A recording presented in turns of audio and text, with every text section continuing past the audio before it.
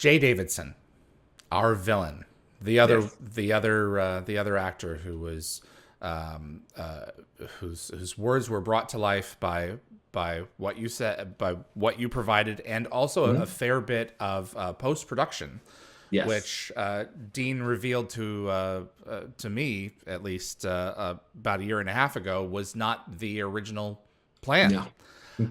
Tell us about working with Jay on this, bringing the villain who wasn't originally Raw; it was a minion Yeah, to exactly. life.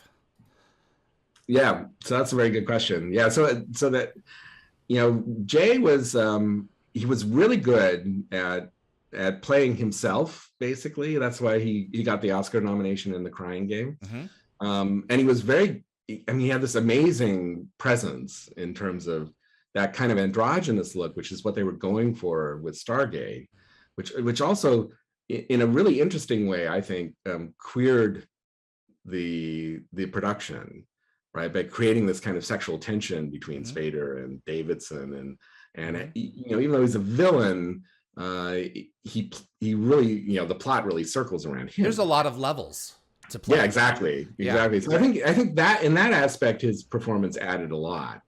But in terms of acting, he's not was not a professional actor. He was picked up, for his look and as I say, to basically play himself in The Crying Game, and he had serious issues with addiction.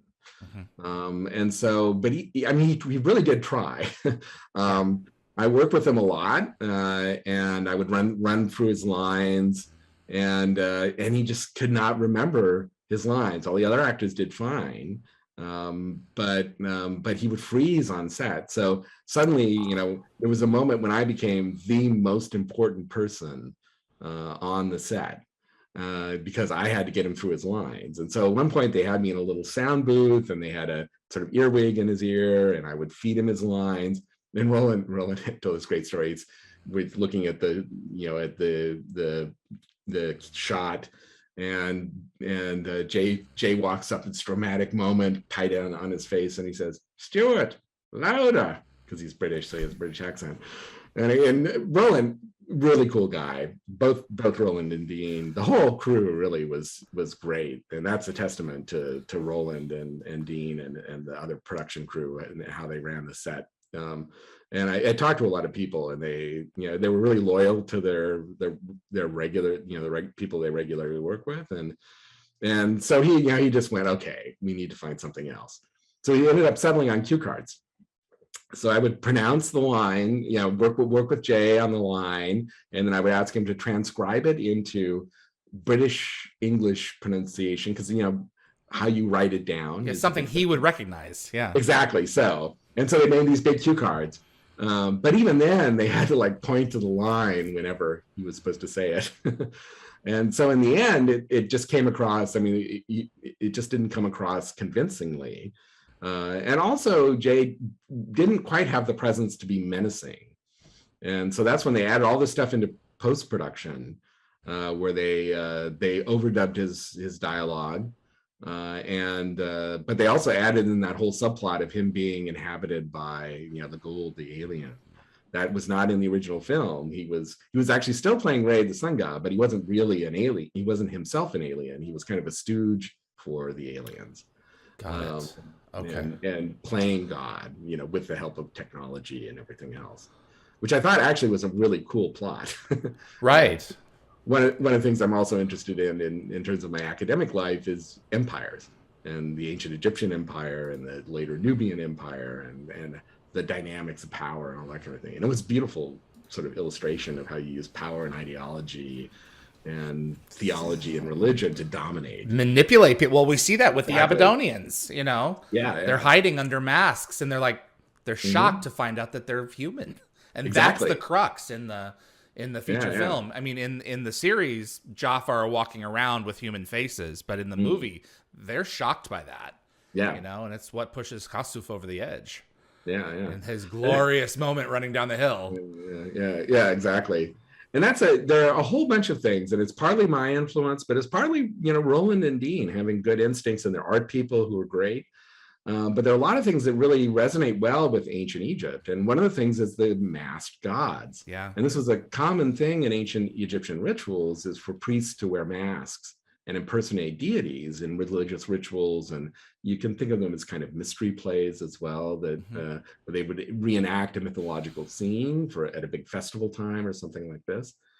So that worked really well. That whole scene, and the sets were amazing. That whole temple facade where the pyramid was CGI, but the temple facade was full scale. It was as big as a temple in Egypt.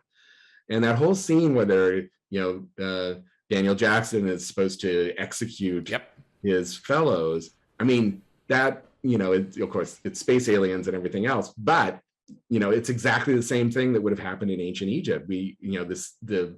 Typically those big pylons are decorated with scenes holding enemy prisoners and getting ready to execute them. Wow. And they probably actually performed those rituals on a small scale and executed prisoners, or perhaps high-level, foreign military opponents and that kind of thing, who they captured in these special rituals. And so that idea of these masked individuals and the big crowd below and this demonstration of power is totally resonates with sort of ancient Egypt and how these temples function as means of the king showing that, in this case, of course, the god Ra, although in that case he has the mask of King Akhenaten, which is kind of cool. And the king demonstrating that he has the power and he's destroying these chaotic elements, these enemies that threaten the social order. And so that enactment is very cool. So there are lots of points in the film where you have these really interesting resonances with ancient Egypt, kind of transformed in the context of space aliens. So it doesn't have to be exact, which is it just nice. has to be in the right direction for a lot. Exactly, of yeah, and sincere. Yeah, that's it. And that was the cool thing, is that they were very interested in doing exactly that. They wanted it to resonate. They wanted it to work. And again, they drew on my expertise quite a lot, but I think they really did have good instincts. Like there's a great costume. I have a PowerPoint. I'm looking at it now, where I've got a picture inserted in it. It's one of the nice pictures of me with my headset on and Jay working with him on his dialogue. And he's standing there, but he's wearing that wonderful costume where he has the horns and the sun disc behind. Yeah, the Hathor. Yeah, exactly. The cow. Yeah, exactly. And that's a cool thing. I mean, it of course highlights the sexual ambiguity, but it's the sexual ambiguity not just of Ra in the film, but it's also how Ray actually worked. Ray was the creator, so he embodied both male and female. And his eye, and you have that wonderful Eye of Ray image that runs throughout the film as well. Well, the Eye of Ray was Hathor, the same goddess who wears that iconic, horn and sun disk. And she was Ray's enforcer. And there's a whole myth about how Hathor went crazy and started killing everyone because Ray said, Ray was upset with some humans who were not respecting him properly. He said, go out and teach him a lesson. And she was about ready to eat all of humanity as a lion. But then they brewed up a bunch of beer and colored it red and told her it was blood. And she drank all the beer and thinking she was drinking the blood of her enemies. And she got happy and humanity was saved. So wow. Nice little myth. But Hathor and Ray have this interesting relationship. Daughter and wife. Yeah, daughter and wife, but also ancient Egyptian theology is very flexible, and you have these things where you see, well, is she his daughter? Is she his wife? Is she his eye? She's all of those things. Wow. It just depends on the context of where it's at. Stuart, but it resonates really well with that. It's really cool. It's extraordinary. Hey everyone, it's David. Hope you're enjoying the clips during the break. We will be returning in the spring. In the meantime, are you good with English? Are you one of those people who take pride in your grasp of it? Well, we have a great team over here transcribing the backed catalog of Stargate interviews and have dozens more to go. If you're interested in joining me and a small Stargate diehard community looking to preserve the stories brought to Dial the Gate into text form, then please email me at dialthegateshow@gmail.com. There's a little something in it for you, and you'll be helping to pass along the stories to future generations of fans who have yet to discover the show. Thanks so much for watching Dial the Gate.